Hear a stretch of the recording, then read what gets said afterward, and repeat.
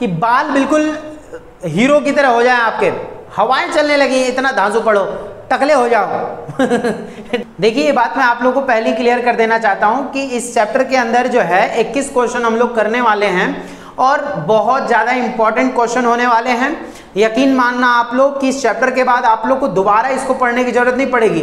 बस वीडियो लंबी होगी ये मैं जानता हूँ, आप लोगों ने भी देख लिया को वीडियो लंबी हुई है, पर इतने क्वेश्चन करवाना शॉर्ट टाइम में तो वो नहीं हो सकता, इजी नहीं होगा, इसीलिए थोड़ा सा लंबी वीडियो है। बहुत सारे बच्चे बोलते हैं कि इतनी लंबी वीडियोस नहीं होनी चाहिए, क्यों नहीं होनी चाहिए एक बात बताइए, जब किसी भी बात को अच्छे से समझाया जाए तभी तो मजा आएगा। तो वही चीज है, थोड़ा अच्छे से समझाने में और टाइम तो लगना है। तो जो बच्चे अच्छा पढ़ना चाहते हैं वो उनको कोई भी फर्क नहीं पड़ने वाला, टाइम से आप लोग अच्छे से पढ़ें। मैंने 12th के सारे सब्जेक्ट क्लियर करवा दिए हैं, आप लोग जाकर चैनल की प्लेलिस्ट में देख सकते हैं। और इस वीडियो के अंदर मैं आप लोग को जो है क्लास 10th का जो है जो सब्जेक्ट है सामाजिक विज्ञान यानी SST, तो इससे पहले जो मैंने बहुत सारे वीडियोस अपलोड कर रखे हैं वो क्लास 12th के हैं, आप लोग क्लास 10th में हैं, ठीक है। अगर आप लोग को मेरी वीडियोस अच्छी लगे क्लास 10th की, तो आप लोग जब क्लियर कर लें अच्छे से, जब पास आउट हो जाओगे, क्योंकि मैं 33-35% की बात नहीं करता, मैं बात करूंगा 99, 98, इतना ज्यादा परसेंट, 90 के बाहर आपको जो है परसेंटेज लाने हैं। आगे बात समझ में, तो ये वादा रहेगा मेरा कि मैं आप लोग के साथ बिल्कुल भी लापरवाही नहीं बरतूंगा, बढ़िया तरीके से आप लोग को पढ़ाऊंगा।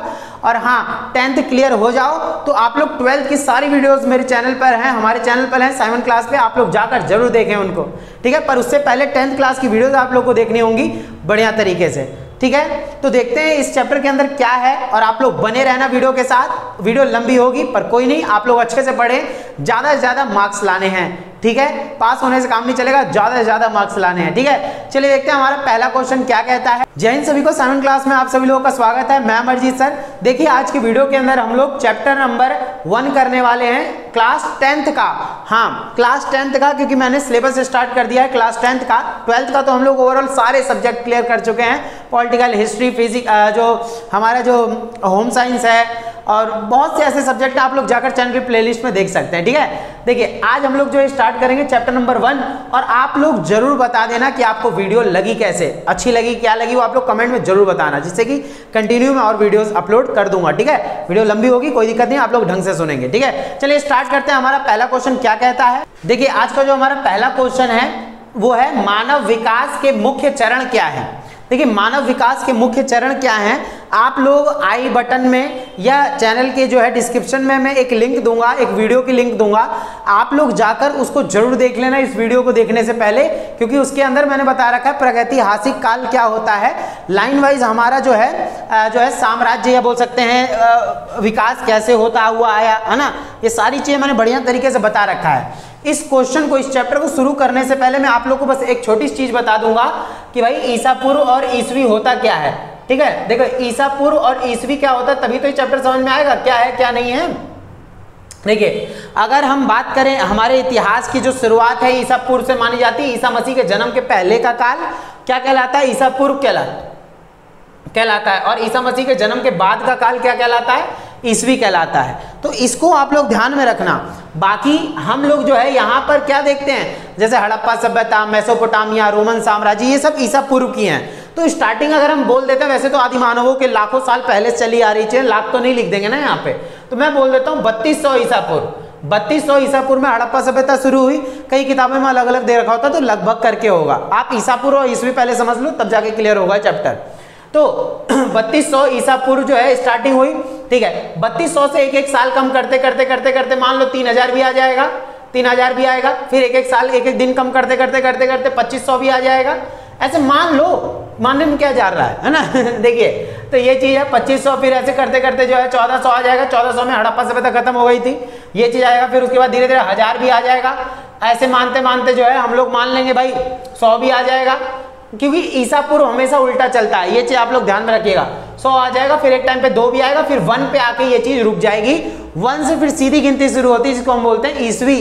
तो 1 से 2, 3, 4, 5 से ऐसे करते करते आज 2023 है। जैसे 100, 200, 300, 400, 1000 आया होगा, फिर 1100, 1200, 1300, 1400, 1900 भी आया होगा, 1947 में देश आजाद हुआ, इसके धीरे धीरे करते करते 2000 भी आएगा, फिर 2001, 2, 3, 4, 5, 23 आ जाएगा। तो 2023 ईस्वी चल रही है। तो ईसापुर और ईसवी समझ में आ गया ना क्या होता है। अब पढ़ाऊंगा तो ज़्यादा अच्छे से हीरोइन बनोगे सब लोग, ठीक है ना, बहुत मजा आ जाएगा, ढंग से आप लोग समझते रहें और पढ़ते रहें, ठीक है। देखते हैं हम लोग पहला क्वेश्चन हमारा क्या कहता है इसमें, ध्यान सुनिएगा। देखिए पहला क्वेश्चन है आपका, मानव विकास के मुख्य चरण क्या थे। अब भाई ये मानव विकास क्या होता है, मानव विकास का मतलब क्या होगा कि मानवों की उत्पत्ति जो है कैसे कैसे हुई है, आ रही है समझ में। तो मानवों का विकास कैसे कैसे हुआ वो आप लोग ढंग से देखें। तो आंसर आप लोग अपने स्क्रीन पर देखिए। देखिए पढ़ाया हुआ अच्छा लगा तो आप लोग चैनल को जरूर सब्सक्राइब कर लेना, क्योंकि आने वाली सारी वीडियोस आप लोगों को तभी मिल पाएंगी। बेल आइकन का बटन दबा के ऑल का बटन जरूर से प्रेस कर लेना, जब भी आने वाली सारी वीडियोस आप लोग को मिलेंगी। बहुत ज़्यादा क्वेश्चन है, आएगा इन्हीं में से बहुत अच्छे क्वेश्चन करवाने वाला हूँ, ठीक है। दूसरी बात कि ये जो है जितने भी क्वेश्चन होंगे उसके बाद सारी वीडियोस आप लोग को मिलती रहेंगी बढ़िया तरीके से, ठीक है ना। देखिए तो मानव विकास, और थोड़ा तेजी से मैं इसलिए चलूंगा क्योंकि ज़्यादा क्वेश्चन है, ठीक है, लेकिन बढ़िया तरीके से समझा दूंगा, ये मेरा वादा रहेगा आप लोगों से, ठीक है। चलिए देखते हैं मानव विकास के मुख्य चरण क्या थे। देखिए मानव विकास का मुख्य चरण होता क्या है कि मानव का विकास कैसे कैसे होता आया। आंसर देखिए आप लोग अपने स्क्रीन पर। नवपाषाण काल के अंत में धातु का इस्तेमाल आरंभ हुआ। याद रखिएगा पहले चलता था पूरा पाषाण, ठीक है, पूरा पाषाण, पाषाण मतलब होता है पत्थर, तो पूरा पाषाण सबसे पहले वाला काल, फिर मध्य पाषाण आया, फिर नव पाषाण आया। यानी कि पत्थर के औजार तो यूज कर रहे हैं, पर पाषाण मतलब होता है पत्थर, तो नव पाषाण यानी नए तरीके से औजारों का निर्माण किया जाने लग गया था, ठीक बा। देखिए तो नव पाषाण काल के अंत में धातु का इस्तेमाल आरंभ हुआ। तो इसमें धातु यानी मेटल, आप लोग तो पता होगा मेटल वगैरह क्या होता है अच्छे से। देखिए तो मेटल का यूज किया गया। सर्वप्रथम तांबे का तांबा प्रथम धातु था जिसका प्रयोग मानव ने शुरुआत में किया था। सबसे पहला धातु कौन सा यूज किया गया, तांबे का। उसके बाद नवपाषाण युग में मानव के विकास की गति बड़ी तीव्र हो गई और तांबे के आविष्कार ने औजारों के निर्माण में पत्थर, लकड़ी और हड्डी की जगह ले ली। याद रखिएगा अलग पहले हड्डी वगैरह का, पत्थर का यूज किया जाता है ज्यादा, लेकिन अब क्या हुआ, अब धीरे धीरे करते करते अलग अलग धातुओं का यूज किया जाने लगा, ठीक बा। देखिए तो लोगों ने धूप में सूखी और आग में पकी दोनों तरह की ईंटों को बनाना शुरू कर दिया, निर्माण कार्य में इस्तेमाल करना शुरू कर दिया, ठीक है। इसी काल में नदी घाटियों में पहली बार नगर आधारित सभ्यताओं का उदय हुआ। यानी कि यहीं पर नगरों का निर्माण होता चला गया, नगर आने लग गए, सभ्यताएं आने लग गई, जैसे मेसोपोटामिया की हो गई, उसके बाद ये तुम्हारे क्या नाम है हड़प्पा सभ्यता हो गई, मोहनजोदड़ो वगैरह हो गया, ये सब पढ़ाएंगे। 12th क्लास मैंने पूरी खत्म कर दी है, आप लोग को बेफिक्र रहना है, ठीक है। आप लोग यहाँ पर 10th क्लास क्लियर करके 12th में बढ़िया तरीके से आप लोग तैयारी कर सकते हैं, ठीक बा। देखिए तो इसी काल में नदी घाटियों में पहली बार नगर आधारित सभ्यताओं का उदय हुआ। ये नगर व्यापार, वाणिज्य मतलब लेन देन होता है, वाणिज्य के केंद्र बन गए और एक कालक्रम में राज्यों तथा साम्राज्यों का उदय हुआ। प्राचीन काल में लोगों ने महान सभ्यताओं का निर्माण कर मानवता को महत्वपूर्ण योगदान दिया। यानी कि सबने, देखिए मक्खी आ गई ना, दिमाग खराब, हर वीडियो में मक्खी आती है और दिमाग खा के रख देती है, पढ़ाने नहीं देती, बार बार दिमाग खराब करेगी। देखिए तो क्या बोला जा रहा है, देखिए तो बोला जा रहा है कि महान सभ्यताओं का निर्माण कर मानवता को महत्वपूर्ण योगदान दिया। और ये प्राचीन सभ्यताएं मेसोपोटामिया, मिस्र, भारत और चीन में विकसित हुई थी। और कृषि, दस्तकारी मतलब जो हाथों से काम वगैरह करते हैं, मौनी वगैरह देखा होगा आप लोगों ने, गांव देहात में खांची वगैरह देखा होगा, उसको सिलते हैं जो, वो चीज़ें। और वाणिज्य धीरे धीरे फले फूले और नगर प्रशासन के भी केंद्र बन गए। तो धीरे धीरे मानव का विकास हुआ, धीरे धीरे मानव का विकास अलग अलग चरणों में हुआ। सबसे पहले क्या चलता था, सबसे पहले पूरा पाषाण काल, मध्य पाषाण काल, फिर नव पाषाण काल, फिर नव पाषाण काल जब खत्म हुआ तो वहां पर सभ्यताएं आने लग गई, जैसे हड़प्पा सभ्यता, मेसोपोटामिया, मोहनजोदड़ो, ये सब आने लगा था। क्लियर हो गया ना, ये सब ईसा पूर्व में ही चलेगा अभी। चलिए तो पहला क्वेश्चन समझ में आ गया, अगर आ गया हो तो फोन रख के एक बार नाच लो सब लोग। देखिए अब आ जाता है सेकंड क्वेश्चन। सेकंड क्वेश्चन में हम लोग देखेंगे कि रोम साम्राज्य कब और क्यों हुआ था। बहुत अच्छा क्वेश्चन है, इतना अच्छा है कि नाच देंगे सब लोग, ध्यान सुनिएगा। देखिए 1-1 घंटे की भी वीडियोस हो सकती हैं, बस मन लगा के पढ़ते रहिए। वादा करता हूं कि चैप्टर पूरा क्लियर करवा दूंगा, ठीक है, ज़्यादा परेशान नहीं होना पड़ेगा। देखिए रोमन साम्राज्य कब और क्या? तो देखिए रोमन साम्राज्य जो इतिहास अगर देखें ना तो 27 ईसा पूर्व से 476 ईस्वी तक चला था। ये जो मैं अगर मैं यही लिख देता हूं कि देखिए कहाँ लिख दें, यही लिख देते हैं, तो 27 ईसा पूर्व से जो है 476 ईस्वी तक चला था। ईसा पूर्व आ गया, ईस्वी भी आ गया, तो ईसा पूर्व और ईस्वी तक चला था बहुत ज्यादा अच्छे तरीके से, ठीक है ना। ये चीज हमें याद रखना। देखिए ध्यान सुनिएगा, तो बोला जा रहा है रोम नगर मध्य इटली के टाइबर नदी के जो है टाइबर नदी के तट पर जो है बसा है और यह गणराज्य था, यानी कि यहाँ पर जो है शासन वगैरह राजा किया करते थे। और जूलियस सीजर इसका प्रभावशाली नेता था, यानी कि रोमन साम्राज्य का जूलियस कौन था? जूलियस सीजर, ये प्रभावशाली नेता था रोमन में, ठीक है। वह तानाशाह बन गया था, तानाशाह, पहले गणराज्य था पर तानाशाह बन गया। तानाशाह मतलब हिटलर टाइप का नेता, ठीक है, तानाशाह बन गया। लोगों ने इसकी हत्या कर दी, लोगों ने गुस्से में आके इसकी हत्या कर दी, सीजर की हत्या कर दी थी लोगों ने। और रोम में गृह युद्ध छिड़ गया, लोगों ने गृह युद्ध छिड़ दिया कि अब भाई गृह युद्ध मतलब क्या था? एक देश के अंदर ही लड़ाई लड़ना शुरू कर दिया। हम इटली की बात करें, वर्तमान इटली की, ठीक बात। देखिए पहले इसको रोमन साम्राज्य के नाम से जाना जाता था। तो लोगों ने इसकी हत्या कर दी और रोम में क्या कर दिया? गृह युद्ध छेड़ दिया।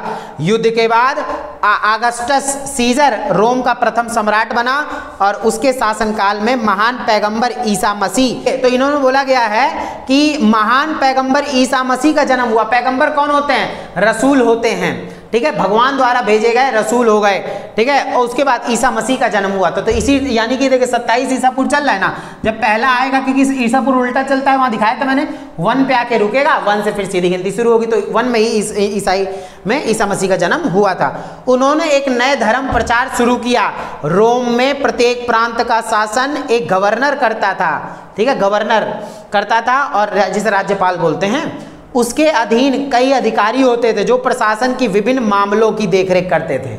यानी कि क्या होता था यहाँ पे, जो राज्यपाल होगा, गवर्नर होगा, उसके अधीन बहुत सारे अधिकारी होंगे। जो राज्यपाल कहेगा, गवर्नर कहेगा, उसके अंडर में सारे लोग काम करना शुरू करेंगे, अधिकारी, जो प्रशासन की विभिन्न मामलों की देखरेख करते थे और शासन में सेना की भूमिका प्रभावशाली थी। वर्ष 395 ईस्वी में तक बेहतर प्रशासन के लिए विशाल रोमन साम्राज्य को 2 हिस्सों में बांट दिया गया था। पूछेगा रोमन साम्राज्य को कब 2 हिस्सों में बांटा गया था? 395 ईस्वी में बांट दिया गया था। बाकी रोमन साम्राज्य कब तक चला था? 476 ईस्वी तक चला था। 27 ईसा पूर्व से, याद रखिएगा, ईसा पूर्व बोल रहा हूं तो 27 ईसा पूर्व से 476 ईस्वी तक चला था, ईसा पूर्व से ईस्वी तक। कोई दिक्कत तो नहीं है, आपको ऐसे याद रखना है। अभी थोड़े और क्वेश्चन आएंगे रोमन साम्राज्य से जुड़े हुए, वो क्लियर कर देंगे, ठीक है। देखिए मेन शासक वगैरह के नाम याद रखने, जब भी आप लोग हीरोइन बन पाओगे, वरना फिर दिक्कत हो जाएगा। देखिए अब आ जाता है नेक्स्ट क्वेश्चन आपका। नेक्स्ट क्वेश्चन है हड़प्पा सभ्यता की मुख्य विशेषता क्या थी? बहुत अच्छा क्वेश्चन है, यानी कि 12th के पहले चैप्टर में, यानी ओपन वालों की बात करें, वैसे तो सीबीएसई वालों का पहला चैप्टर है, ओपन वालों की अगर बात करें 12th क्लास में उनका 3rd चैप्टर है हिस्ट्री में। बाकी आप लोगों को तो पहले में ही दे रखा है ये। देखिए तो मजबूती से पढ़ाएंगे ताकि हीरोइन बन जाओ आप लोग बढ़िया तरीके से। देखिए तो हड़प्पा सभ्यता की मुख्य विशेषता क्या है? मुख्य विशेषता हड़प्पा सभ्यता क्या है? देखिए मैंने पहले बता दिया, हड़प्पा सभ्यता 3200 ईसा पूर्व से 1400 ईसा पूर्व तक चली थी। कुछ लोग जो है किताबों में अलग अलग भी दे देते हैं। देखिए हड़प्पा सभ्यता की मुख्य विशेषता उसकी नगर योजना थी।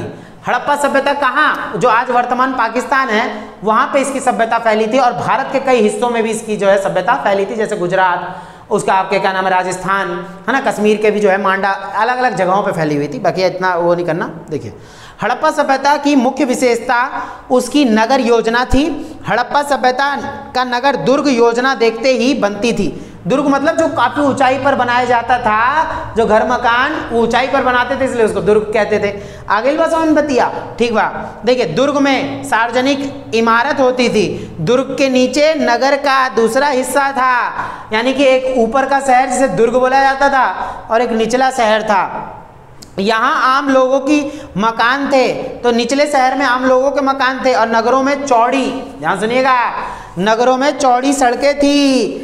आ गई समझ में बात? देखिए नगर में क्या है, चौड़ी चौड़ी सड़क बना रखी थी। बहुत उन्नत अर्थव्यवस्था थी हड़प्पा, याद रखिएगा। मेसोपोटामिया उसी के नजदीक, सिंधु नदी के निकट बसने वाली सभ्यता थी, इसीलिए इसको वहां पे हड़प्पा के अवशेष मिले, इसे सिंधु घाटी सभ्यता भी कहा जाता है हड़प्पा सभ्यता को, ठीक बा।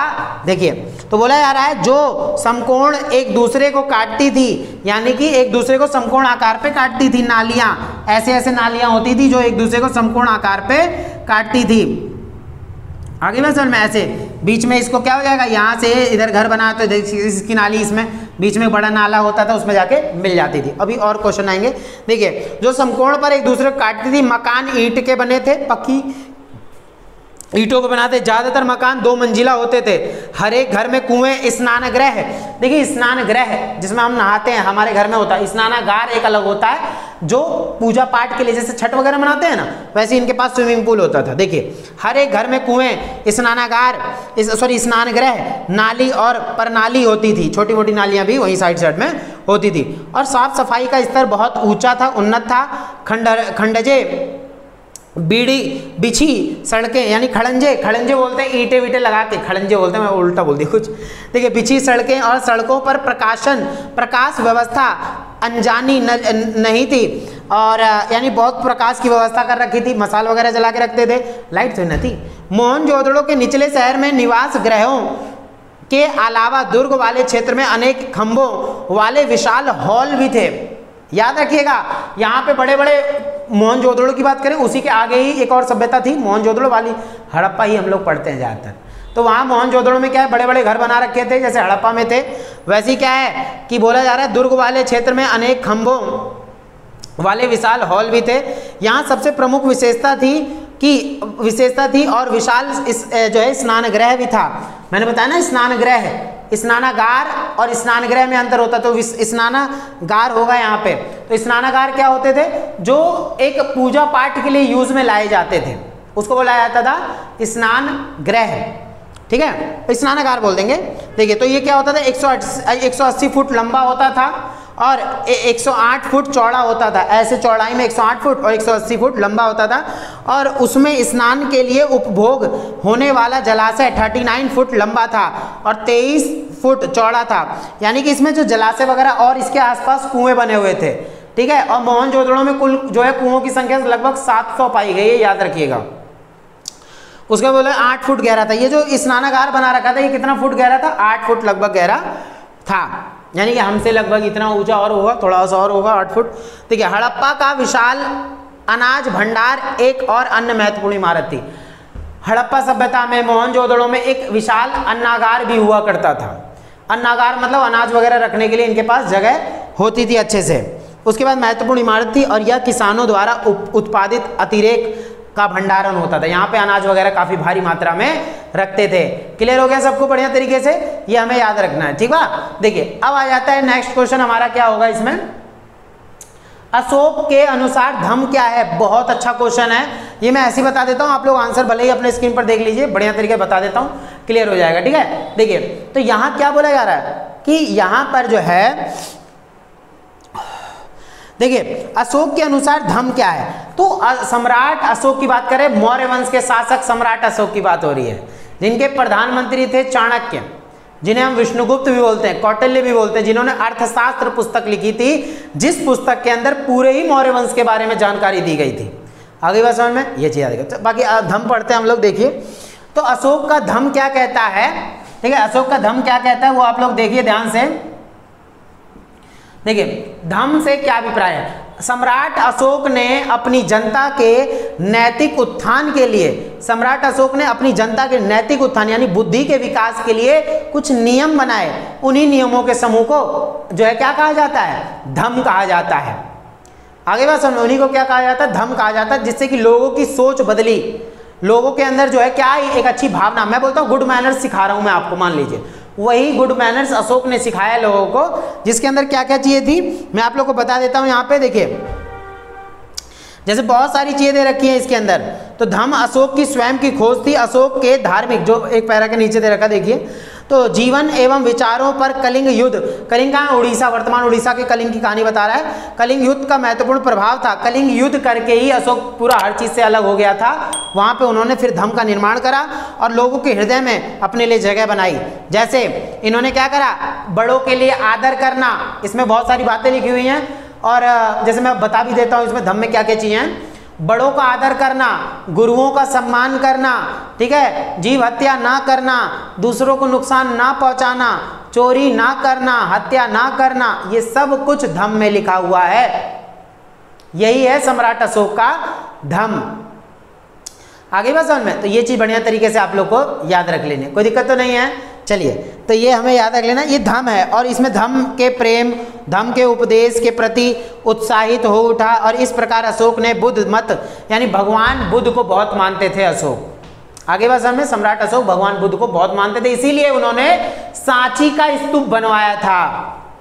क्वेश्चन है इस चैप्टर में, पर मैं बता नहीं रहा, यहाँ लिखा नहीं है मैंने, लेकिन आपको बता देता हूँ। सम्राट अशोक ने सांची का स्तूप बनवाया था, जो कहाँ था? मध्य प्रदेश की राजधानी भोपाल से 20 मील उत्तर पूर्व दिशा में सांची कनखेड़ा नामक गांव में एक स्तूप बनवाया था अशोक ने।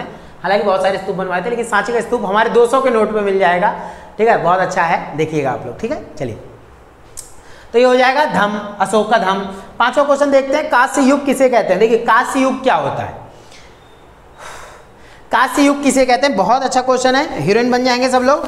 देखिए, पढ़ाई ऐसी करो कि नंबर बहुत अच्छे आए, परसेंटेज लाओ आप लोग बढ़िया से बढ़िया, जभी तो जिंदगी में मजा आएगा। देखिए, तो कांस्य युग किसे कहते हैं? ध्यान सुनिएगा, कांस्य युग क्या है? देखिए, धातु का उपयोग नवपाषाण काल के अंत में, मैंने क्या बोला? नवपाषाण काल जब खत्म हुआ था, क्योंकि पाषाण काल तो पत्थर से चल रहा है ना हर चीज, तो नवपाषाण काल क्या है? नवपाषाण काल के बाद जो काल आया वो धातु वाला काल आया। तो धातुओं में कांस्य का यूज किया गया, तांबे का यूज किया गया। देखिए, धातु के उपयोग यानी नवपाषाण काल के अंत में आरंभ हुआ। तांबा पहली धातु था जिसका उपयोग मानव ने नवपाषाण काल में किया। कांसा जो तांबा और रांगा के मिश्रित धातु थी और खोज भी इस काल में हुई, और इसीलिए इस युग को कांस्य युग भी कहते हैं। देखिए, कांस्य युग, जिस युग में कांसे का यूज ज्यादा करते हैं। देखिए, पहले ताजमहल के ऊपर सोने का कलश लगा हुआ था, लेकिन बाद में जब उसको चुरा लिया गया तो उस पर कांसे का जो है कलश लगा दिया गया। कांसा क्या होता है? जब सोना चांदी वगैरह होता है ना, वैसे एक धातु होता है, क्या? कांसा, ठीक बा। देखिए, तो ये कांस्य युग, जिस युग में कांसे का यूज हो वो कांस्य युग, जिस युग में लोहे का युग हो, लोहे का यूज हो वो लौह युग। जैसे आर्य लोग जब आए थे, हड़प्पा सभ्यता खत्म हुई थी, उसके बाद ब्राह्मण सब आए थे, आर्य लोग, उन्होंने किसका यूज किया था? लोहे का, तो लौह युग बोलते हैं। उससे पहले ये ताम्र युग, ताम्रपाषाण युग बोला जाता था, यानी तांबे का भी यूज होता था, पत्थर का भी यूज होता था हड़प्पा सभ्यता में। क्लियर बा? इतना अच्छा पढ़ा दूंगा कि नाच उठोगे, परेशानी कुछ भी नहीं होगी, बस वीडियो लंबी होगी तो परेशान नहीं होना, एक बार में क्लियर हो जाएगा, कुछ टेंशन की बात नहीं है। आगे आ जाओ। मिस्र के राजाओं ने जो है पिरामिड क्यों बनवाया था? तो ध्यान सुनिएगा, मिस्र के राजा, मिस्र क्या है? इजिप्ट है ना, इजिप्ट पिरामिड देखा होगा आप लोगों ने, तो क्या बोला यार, मिस्र के राजाओं ने पिरामिड क्यों बनवाया था? तो सिंपल सी बात है, अपने शवों को दफनवाने के लिए। पहले ही राजा जिंदा थे, तभी अपने लिए बुकिंग कर लेते थे वो, कि हाँ हमें इसी में दफनाना है, सारा चीज धन दौलत उसी में दफनाओ, है ना। ये चीज देखिए, कमरा चैम्बर बना होता था। तो मिस्रवासी मौत के पश्चात यानी मृत्यु के पश्चात जीवन पर विश्वास करते थे, और इसलिए उन्होंने शवों को संरक्षित रखा, शवों को सुरक्षित रखा, और पिरामिड को मृत राजाओं के मम्मी किए गए शवों, देखा होगा मम्मी करके रखते हैं, इसमें पूरा पट्टी वट्टी लपेट के मम्मी बोल देते हैं उनको, ठीक है। देखा, संरक्षित शवों को मम्मी कहा जाता था, और रखने के लिए मकबरों के रूप में बनवाया था, यानी कमरे टाइप का चैम्बर बनवाते थे। बहुत बड़े बड़े पिरामिड होते हैं, उन्हीं को जो है ना, शंकु आकार के होते हैं जो, तो उन्हीं को जो है ये लोग यूज करते थे। आगे बस समझ में, ये चीज हमें बढ़िया तरीके से याद रख लेनी है। छोटे छोटे क्वेश्चन होंगे ये वाले, बाकी अब आ जाएंगे बड़े क्वेश्चन। अब आ जाता है इतिहास का अध्ययन क्यों आवश्यक है। बहुत अच्छा क्वेश्चन है, सब लोग को जो है ये ढिंचक बना देगा, है नहीं, मजा आ जाएगा। देखिए, अब आ जाएगा 7वां क्वेश्चन, इतिहास का अध्ययन क्यों आवश्यक है। अब आज आप लोग को क्लियर आ रही है तो बता देना बढ़िया तरीके से, ठीक है ना। देखिए, तो ये चीज है, इतिहास का अध्ययन क्यों आवश्यक है, इतिहास क्यों जरूरी है पढ़ना। बहुत अच्छी चीज बता रखी है इसमें, देखिए ध्यान सुनिएगा। इतिहास का अध्ययन इसलिए आवश्यक है क्योंकि इतिहास अतीत की जानकारी प्रदान करता है। अतीत की जानकारी कौन देता है? इतिहास ही तो देता है भाई, यही चीज। उसके बाद इसके माध्यम से हमें पता चलता है कि मानव सभ्यता का विकास कैसे हुआ, यानी मानव सभ्यता का विकास कैसे हुआ, कैसे कैसे लोग आए, विकास कैसे हुआ लोगों का। वो वास्तव में इतिहास मानव के अनुभवों और प्रगति की कहानी है। यह हमें अतीत से अवगत कराता है। इतिहास के अध्ययन के माध्यम से हमें अपनी प्राचीन सभ्यता के विकास के में जान पाते हैं। हम अपने इतिहास के बारे में जान पाते हैं ना, हिस्ट्री में क्या था क्या नहीं था, कौन रहता था, कैसे राजा थे, हर चीज़ जानते हैं। इतिहास हमारी बहुत बुनियाद है, याद रखिएगा।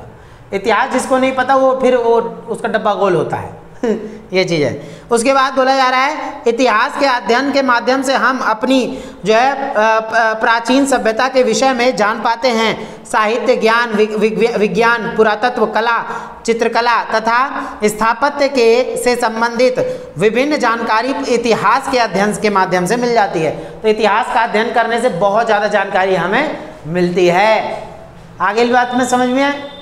देखो बोला जा रहा है दर्द हो रहा है, देखिए तो समझ में आ गई ना बात। चलिए आगे बढ़ते हैं। तो ये हो गया इतिहास क्यों जरूरी है। बहुत अच्छा क्वेश्चन है, ऐसे क्वेश्चन आ जाते हैं कई बार। अब आ जाता है प्राचीन मानव का इतिहास बताइए, यानी जो शुरुआती जो मानव आए थे उनका इतिहास पूछा जा रहा है। ध्यान सुनिएगा, देखिए आप लोगों को चित्र भी दिख रहा होगा कैसे कैसे मानवों का विकास हुआ है। देखिए तो प्राचीन मानव का इतिहास बताइए। तो पृथ्वी पर मानव जीवन का इतिहास लगभग 20 लाख साल पहले का है। 20 लाख साल पहले यानी होमो आ गए थे, होमो हैबिलिस,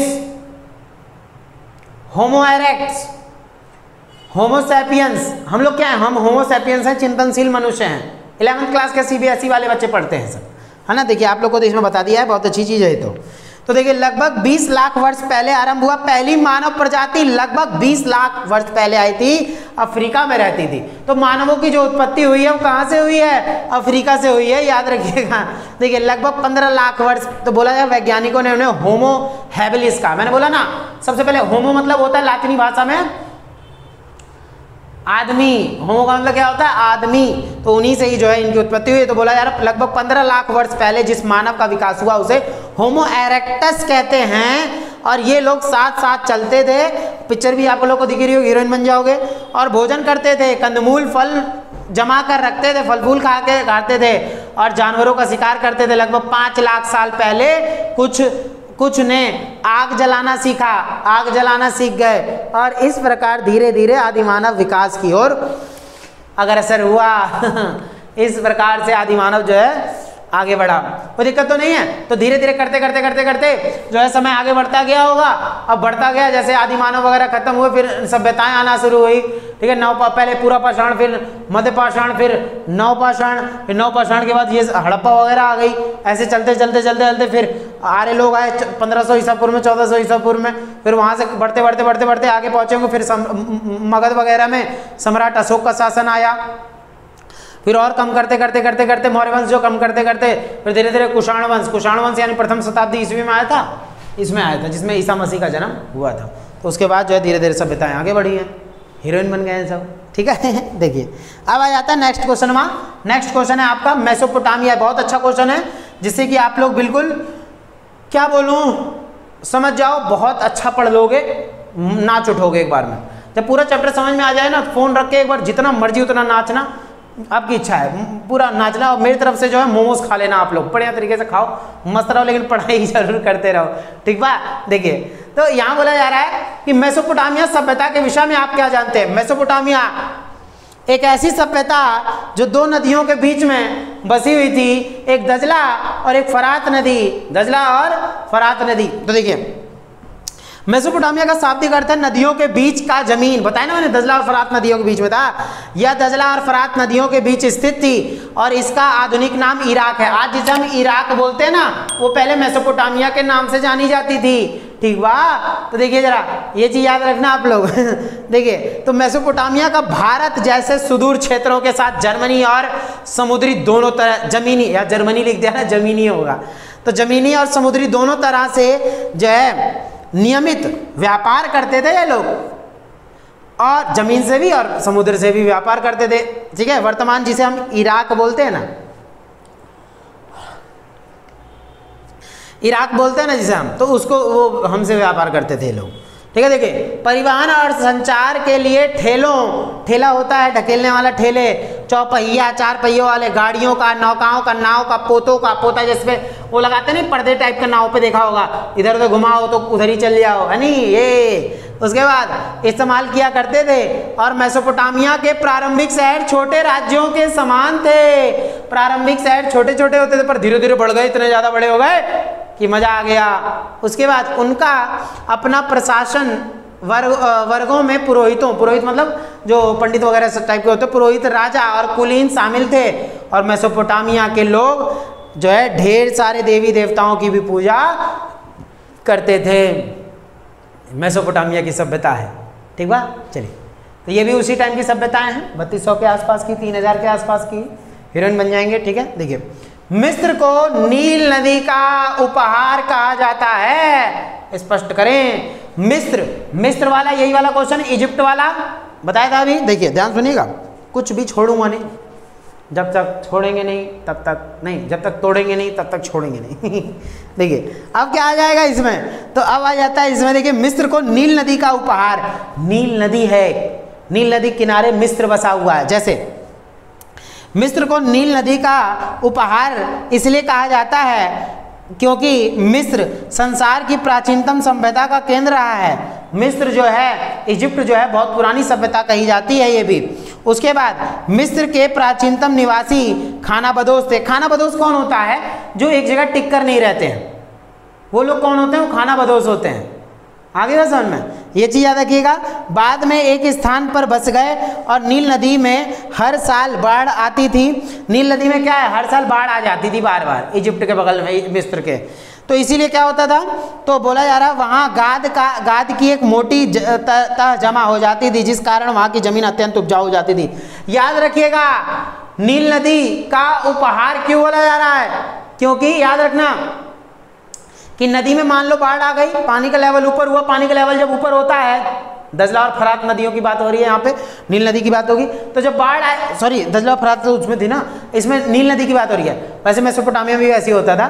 तो नील नदी में जब बाढ़ आती थी तो पानी जो है पूरा गाँव में भर जाता था, खेत वेत में भर जाता था। और जो पानी जब सूख जाएगा, पानी थोड़ा बचा रहता है, पानी सूख जाएगा, मिट्टी जमा देगा, और वही मिट्टी बहुत उपजाऊ होती थी, उसी को जलोढ़ मिट्टी कहते थे। आगे बस समझ में, ये चीज़ याद रखिएगा। देखिए, तो उन्होंने एक अच्छी सिंचाई प्रणाली भी विकसित कर ली थी। मिस्रवासी राजा को भगवान समझते थे।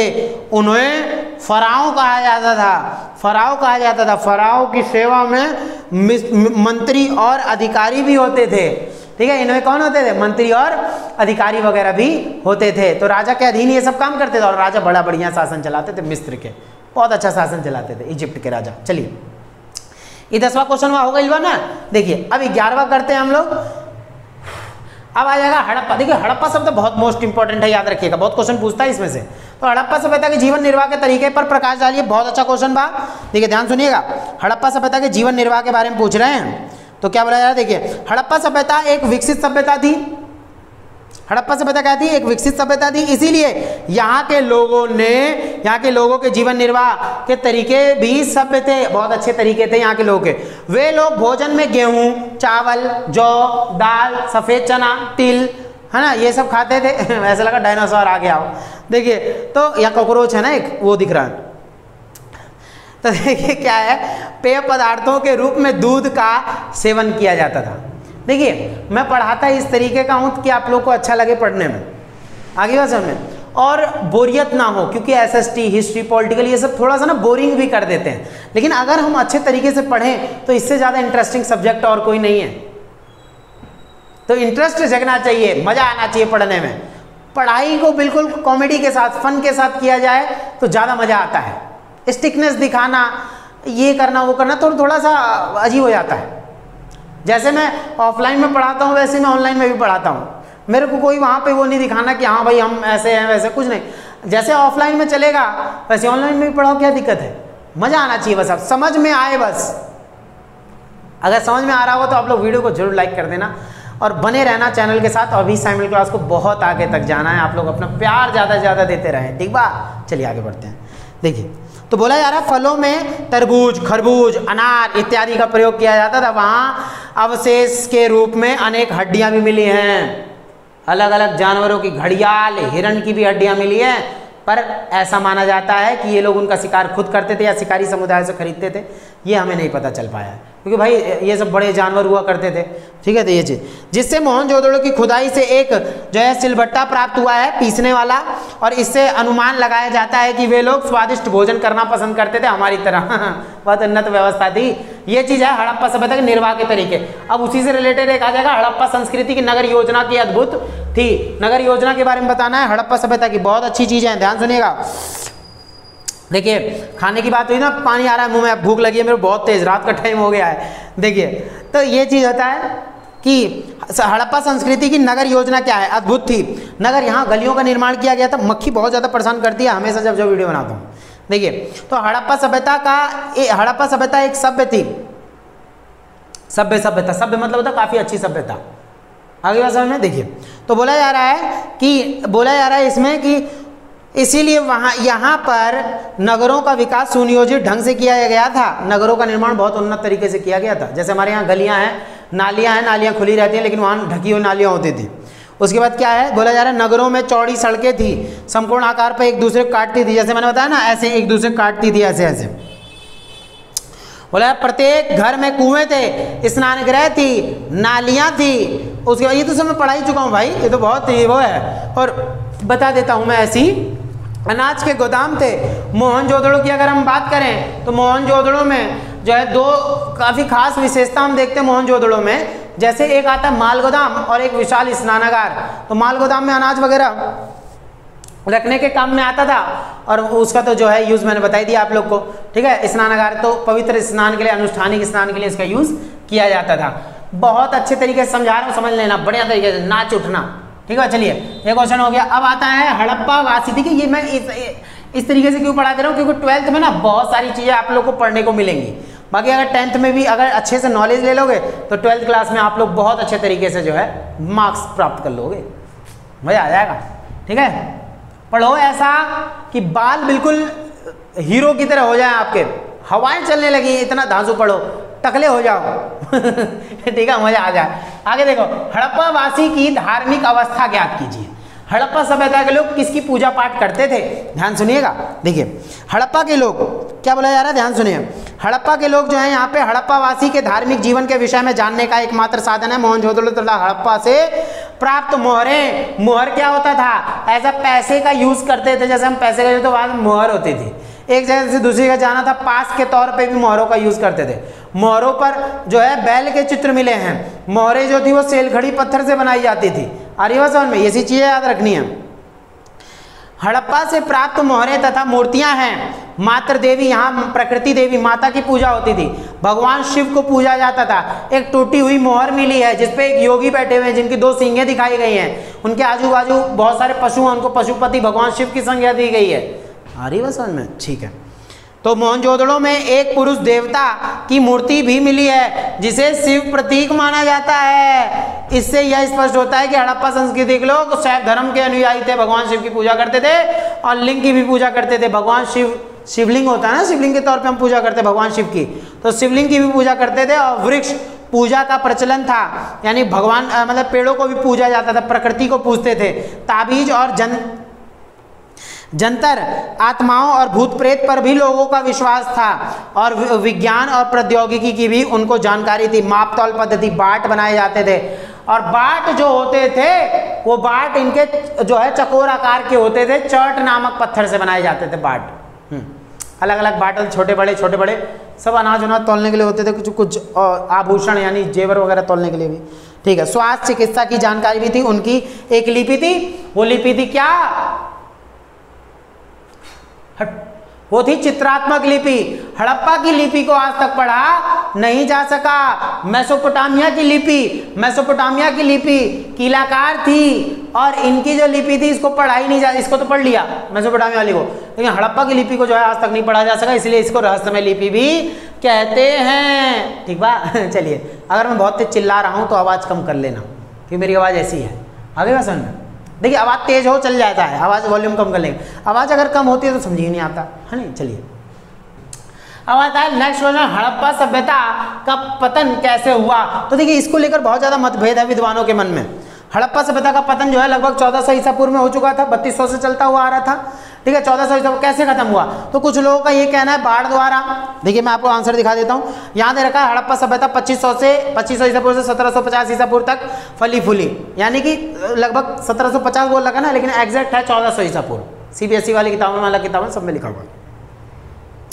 इस सभ्यता का विनाश कैसे और किन कारणों से संभव हुआ, इसके संबंध में निश्चित उत्तर देना असंभव है, यानी या तो कठिन अवश्य है, हम आंसर नहीं दे सकते पूर्ण रूप से। मैंने क्या बोला था अभी आपको, पूर्ण रूप से पता ही नहीं है किसी को, किंतु संभावना ये जताई जाती है कि सिंधु में विनाशकारी बाढ़ आ गई थी, सिंधु नदी में बहुत ज्यादा बाढ़ आ गई थी, जिसकी वजह से क्या हुआ, ये सभ्यता खत्म हो गई। कुछ लोगों का कहना है कि नदियों ने मार्ग बदल लिया था, वहां सूखा पड़ गया। कुछों का कहना है कि हड़प्पा के बाद आर्य लोग आए थे ना, आर्य जिन्होंने वेदों की रचना की थी, नेक्स्ट चैप्टर में पढ़ेंगे। आर्य लोग अरे इसी में तो है, वैदिक वगैरह आएगा, अभी बता दूंगा मैं। देखिए ना ये सब दे रखा है। तो वैदिक लोग आए, उन्होंने क्या करा, इनको खत्म कर दिया। तो कुछ लोगों का ऐसा ही मानना है, सूखा पड़ गया, बाढ़ आ गई, ऐसा भूकंप आ गया, सब गिर के चपा गए यानी उसी में दब गए, ये चीज। तो ये हो जाएगा इसके पतन का कुछ कारण।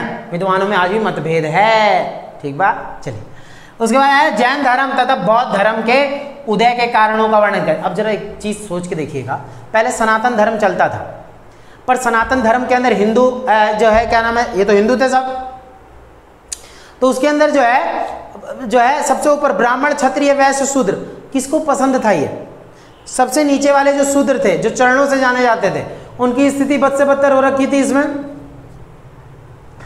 अब जब स्थिति बद से बदतर हो रखी थी, तो जब जैन धर्म आया, बौद्ध धर्म आया, तो लोग किसकी तरफ चले जाएंगे? जैन और बौद्ध धर्म की तरफ चले जाएंगे। जैन धर्म की उत्पत्ति महावीर जो है जैन ने की है, और बौद्ध धर्म की उत्पत्ति महात्मा बुद्ध ने की है। देखिए जैन धर्म की अगर मैं बात करूं, अभी वैसे तो इनको अलग अलग करके पढ़ेंगे ही, तो बाकी अभी ये वाला क्वेश्चन देखिए 15वां, जैन धर्म और बौद्ध धर्म के उदय के कुछ कारण बताने, ध्यान सुनिएगा। देखिए क्या बोला जा रहा है,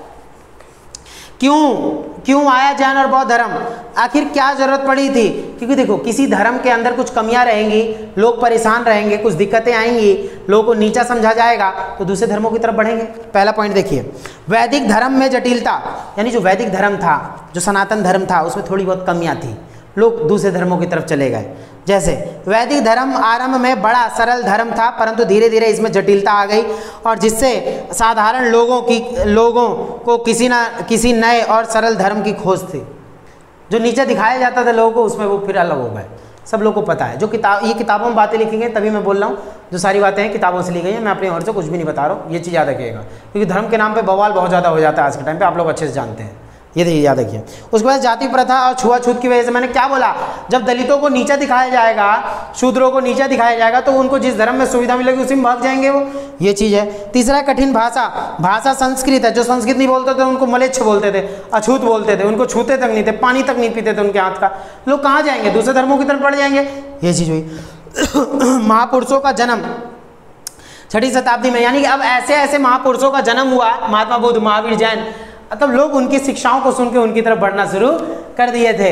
ये आपको 4 पॉइंट है, मैंने बता दिया, बहुत ईजी है, क्लियर हो जाएगा, ठीक बात। चलिए उसके बाद आएगा महावीर की शिक्षाओं का वर्णन करें। महावीर जैन, देखिए महावीर जैन धर्म की बात करूं तो महावीर जैन जो हैं, उन्होंने स्थापना तो नहीं करी, लेकिन उसको आगे जरूर बढ़ाया, क्योंकि इसमें 24 तीर्थकर रहे हैं। जैन धर्म में कितने तीर्थकर मतलब कौन होते हैं? शिक्षा बांटने वाले, जो अच्छी बातें सिखाते हैं लोगों को।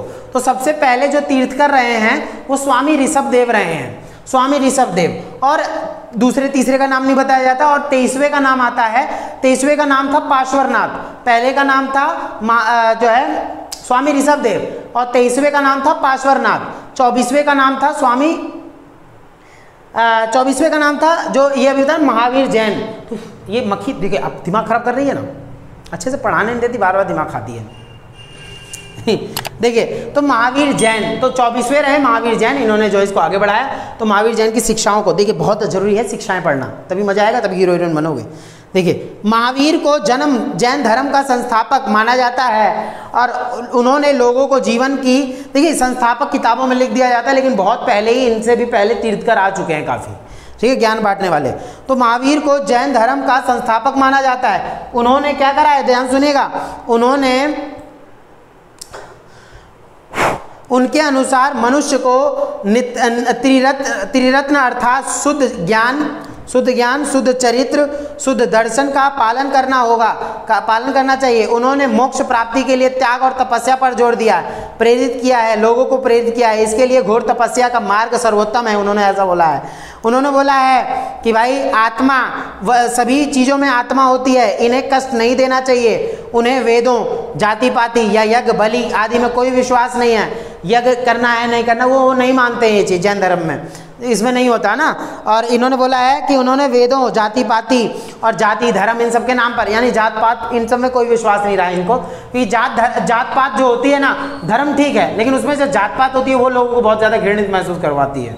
जात पात नहीं होनी चाहिए भाई, भेदभाव बहुत होता है। उसके बाद ये चीज़ बोली जा रही है, बुरे कर्मों के कारण मनुष्य जन्म लेता है। अगर आपका अच्छा कर्म होगा, आपका अच्छा जन्म होगा, बुरे कर्म करोगे बुरा जन्म होगा। इसीलिए जैन धर्म के अंदर 5 तरीके के व्रतों का पालन किया जाता है। चोरी ना करना, हत्या ना करना, ठीक है, और उसके बाद झूठ ना बोलना, ब्रह्मचर्य का पालन करना, धन संग्रह ना करना। 5 तरीके के व्रत हैं जैन धर्म के अंदर। तो आप लोग इसको पढ़ लेना बड़े तरीके से, नीचे दे रखा है, हाँ दे तो रखा है, तो ये चीज़ आप लोग को बढ़िया तरीके से याद रख लेनी है।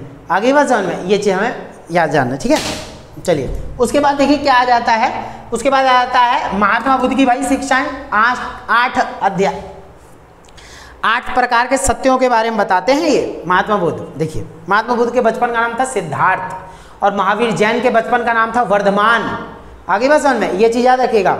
चलिए अब महात्मा बुद्ध ने कितने अष्टांगिक जो है मार्गों का वर्णन किया है। तो वास्तव में महात्मा बुद्ध किसी नवीन धर्म के संस्थापक नहीं अपितु सुधारक थे। ये सुधारक हैं और उन्होंने किसी नवीन धर्म के संस्थापक के स्थान पर प्राचीन धर्म में चली आ रही विभिन्न कुरीतियों और आडंबरों को दूर करने का प्रयास किया। अब एक बात बताइए, जिस धर्म के अंदर आपको सुविधाएं नजर आएंगी आप वही धर्म देखोगे। लोगों को जैन और बौद्ध धर्म बहुत पसंद आया, तो बौद्ध धर्म आडंबर, जैसे हमारे यहाँ बहुत ज़्यादा आडंबर ढोंग वगैरह होता है, तो ढोंग को इन्होंने ख़त्म करवाने की पूर्ण कोशिश की। इन्होंने बोला, बुद्ध का मानना था कि मनुष्य के जीवन में आदि से जो है अंत तक दुख ही दुख है और इन दुखों से मुक्ति पाने के लिए उन्होंने 4 सत्यों एवं अष्टमार्गिक वर्गों का जो है वो बताया, मार्गों का वर्णन किया है। जैसे सम्यक दृष्टि, अच्छी वो रखना, सोच रखना सबको। उसके बाद सत्यम वाक्, अपनी बात अच्छी रखना। सत्यम आजीविका, यानी कि सत्य, ये देखो इसमें थोड़ा संस्कृत में लिख रखा, मैं ऐसे ही बता देता हूँ। सत्य जीवनचर्या होनी चाहिए आपकी, और सत्यम स्मृति, आपकी सोच अच्छी होनी चाहिए। सत्य संकल्प, आप जो विचार करते हैं वो अच्छा होना चाहिए, सत्य होना चाहिए। सत्य कर्म, आपका अच्छा कर्म होना चाहिए। सत्य व्यायाम, आपका जो एक्टिविटी है, शरीर जो काम कार्य करते हो वो अच्छा होना चाहिए, सत्य होना चाहिए। सत्य समाधि, आप अच्छे से जीवन व्यतीत करो, आप समाधि प्राप्त करो, सच्चाई की राह पर करो। आगे बात समझ में, यह मार्गों पर इन्होंने चलने के लिए उपदेश दिए हैं। क्लियर हो गया ना। चलिए उसके बाद आता है नेक्स्ट क्वेश्चन, अशोक के महान सम्राट कहलाने के कोई 2 कारण बताओ। अशोक को महान सम्राट क्यों कहा जाता था? आज आप लोग को पता होगा जो है सिंह शीर्ष, आपने देखा होगा सिक्कों पे भी, नोट पे भी होता है सिंह शीर्ष, शेर का मुंह 3-4 बने, 4 मुंह होते हैं, वैसे 3 दिखते हैं हमें। वो अशोका चक्र, सांची का स्तूप, ये सब कहाँ से लिया है? ये सब अशोक द्वारा ही तो बनाया गया है सब चीज। देखिए तो अशोक को इतना महत्वपूर्ण शासक क्यों? तो देखिए लोक कल्याणकारी राज्य की स्थापना, लोक कल्याणकारी राज्य की स्थापना किसने करी? अशोक ने। जैसे सम्राट अशोक के द्वारा प्रजा के हितों को सर्वोच्चता प्रदान करते हुए लोक कल्याण के अनेक कार्य, जैसे सड़कें बनवाना, अस्पताल तथा विद्यालय खुलवाना आदि किए गए। एक शिलालेख में यह स्वयं कहता है, मेरी प्रजा मेरा जो है संतान है, यानी कि मेरी प्रजा क्या है? मेरे लिए हर चीज है। ये किसने कहा? सम्राट अशोक ने कहा। इसी वजह से सम्राट अशोक अच्छे हैं। दूसरी बात, धार्मिक सहिष्णुता की नीति, यानी कि यद्यपि सम्राट अशोक द्वारा बौद्ध धर्म स्वीकार लिया गया, तथापि उसने अन्य धर्मों को सम्मान प्रदान किया। ऐसा नहीं है कि सम्राट अशोक ने जो है बौद्ध धर्म अपना लिया तो सब धर्मों को निंदित माना, नहीं, सबका सम्मान करते थे सम्राट अशोक, इसलिए इनको महान शासक की उपाधि दी गई है। और सम्राट अशोक को 2 नाम की उपाधियां दी गई हैं, देवनापी और पियदस्सी। ठीक है, आ रही है परेशान करने को, देख रहा हूं मैं। ठीक है, देवनापी और पियदस्सी। आगे बात समझ में। चलिए तो ये चीज हमें याद रखना। चलिए उसके बाद आया था क्वेश्चन हमारा कुषाण वंश। देखो कुषाण वंश कब आया? ये प्रथम शताब्दी ईस्वी में आया, इस टाइम पे, प्रथम बिल्कुल बीच में, तो ये तब आया था। इसमें देखिए क्या बोला जा रहा है, ध्यान सुनिएगा क्या बोला जा रहा है। देखिए कनिष्क, अगर मैं बात करूं कुषाणों में सबसे फेमस शासक कौन रहा? कनिष्क रहा। देखिए कनिष्क कुषाण वंश का महानतम शासक था। उसने अपने विजय जो है अभियानों के माध्यम से कश्मीर को जीत लिया था और गंगा के मैदानी भागों पर अपना अधिकार स्थापित कर लिया था और मध्य एशिया के काशीगढ़, यारखद और खोतोन, पंजाब, अफगानिस्तान भी उसके राज्य में शामिल कर लिया। मतलब अलग अलग राज्य कुषाण शासकों ने जारी कर लिए थे। इनको भूचिस भी कहा जाता है, यूचिस भी कई जगह लिख देते हैं, क्योंकि ये चीन से आए थे। कहाँ से आए थे कुषाण? ये चीन से आए थे, प्रथम शताब्दी ईस्वी में आए थे। ठीक है, देखिए उसके बाद कनिष्क बौद्ध धर्म का अनुयायी था।